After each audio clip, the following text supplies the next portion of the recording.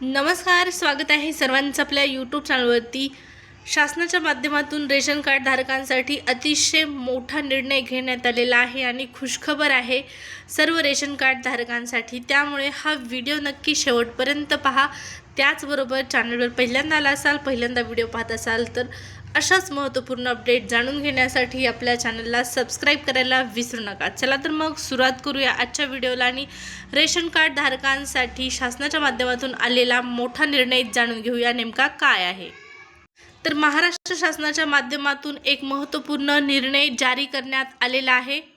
स्क्रीनवर पाहू शकता, राष्ट्रीय अन्न सुरक्षा अधिनियमांतर्गत एप्रिल ते जून 2026 या कालावधीतील अन्नधान्याची आगाऊ उचल करून तात्काळ वितरण करण्याचे निर्देश केंद्र सरकारने दिल्यानंतर राज्य शासनाने या प्रक्रियेला वेग देत युद्धपातळीवर अंमलबजावणी सुरू केलेली आहे। कोणत्याही पात्र लाभार्थी अन्नधान्यापासून वंचित राहू नये यासाठी काटेकोर नियोजन करण्यात आले असून सर्व यंत्रणा सक्रिय करण्यात आलेल्या आहेत। त्याचबरोबर अन्न नागरी पुरवठा व ग्राहक संरक्षण विभागामार्फत कळवण्यात आलेले आहे। केंद्र शासनाच्या दिनांक 2 मार्च 2026च्या निर्देशानुसार राज्यात तातडीने पूर्वतयारी सुरू करण्यात आली होती आणि त्यानुसार दिनांक 9 मार्च रोजी नियंत्रक शिधावाटप व संचालक नागरी पुरवठा मुंबई यांच्या अध्यक्षतेखाली व्हिडिओ कॉन्फरन्सद्वारे बैठक घेण्यात आलेली आहे आणि या बैठकीत आगाऊ उचल प्रक्रियेचे नियोजन, साठा व्यवस्थापन आणि वितरण यंत्रणा सक्षम करण्याबाबत सविस्तर चर्चा झाली। त्याचबरोबर बैठकीतील निर्णयांची अंमलबजावणी करण्यासाठी दिनांक 10 मार्च रोजी सर्व जिल्ह्यांना निर्देश पाठवण्यात आलेले होते। त्यानंतर 11 मार्च 2026 रोजी भारतीय अन्न महामंडळाच्या माध्यमातून आगाऊ उचल संदर्भात आणखीन एक बैठक घेण्यात आली। त्यामध्ये पुढील दिनांक 17 मार्च आणि 24 मार्च रोजी सर्व जिल्ह्यांना अन्नधान्य उचल आणि वितरणाबाबत स्पष्ट मार्गदर्शन सूचना देण्यात आल्या होत्या। या प्रक्रियेचा आढावा केंद्र सरकारने घेतलेला असून दिनांक 6 आणि 7 एप्रिल रोजी व्हिडिओ कॉन्फरन्सद्वारे राज्यातील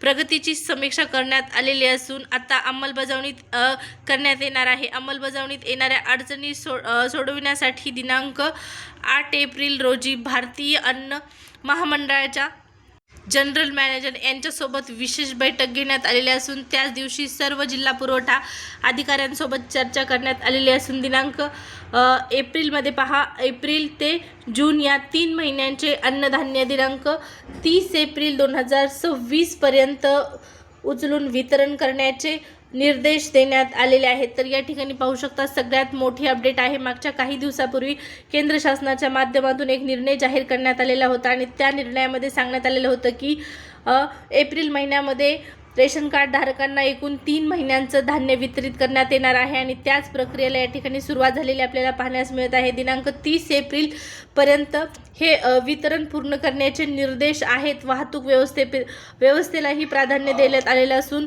संबंधित कंत्राटदारांना सुद्धा पुरेशी वाहने उपलब्ध करून देण्याच्या सूचना दिनांक 8 एप्रिल रोजी देण्यात आलेल्या आहेत। त्यामुळे अन्नधान्याची उचल आणि शेवटच्या टप्प्यापर्यंत वितरण सुलभ होणार आहे।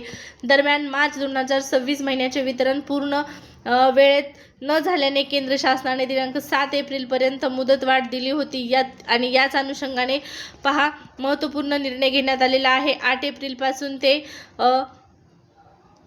एप्रिल ते जून या 3 महिन्यांचे एकत्रित वितरण करण्यात येणार आहे। मशीनद्वारे सध्या कोणत्याही लाभार्थ्यांना तांत्रिक अडचण येऊ नये। त्याचबरोबर वितरण प्रक्रिया सुरळीत सुरू असल्याचे प्रशासनाकडून स्पष्ट करण्यात आलेलं आहे। तर अतिशय आनंदाची बातमी आहे।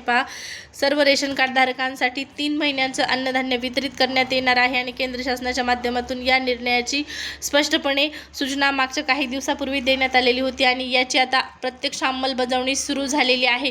30 एप्रिलपर्यंत हे वितरण केलं जाणार आहे आणि तशा प्रकारच्या स्पष्टपणे सूचना देण्यात आलेल्या आहेत। तर अशाच पद्धतीने केंद्र सरकारच्या माध्यमातून, महाराष्ट्र शासनाच्या माध्यमातून ज्या काही वेगवेगळे अपडेट असतात रेशन कार्ड धारकांसाठी असो किंवा सामान्य नागरिकांसाठी जे काही महत्त्वपूर्ण निर्णय घेतले जातात त्या सर्वांची अपडेट वेळच्या वेळी जाणून घेण्यासाठी चॅनलला सबस्क्राईब करायला विसरला असाल तर जरूर सबस्क्राईब करून ठेवा। भेटूया पुढच्या व्हिडिओमध्ये। या व्हिडिओमध्ये एवढीच माहिती। धन्यवाद।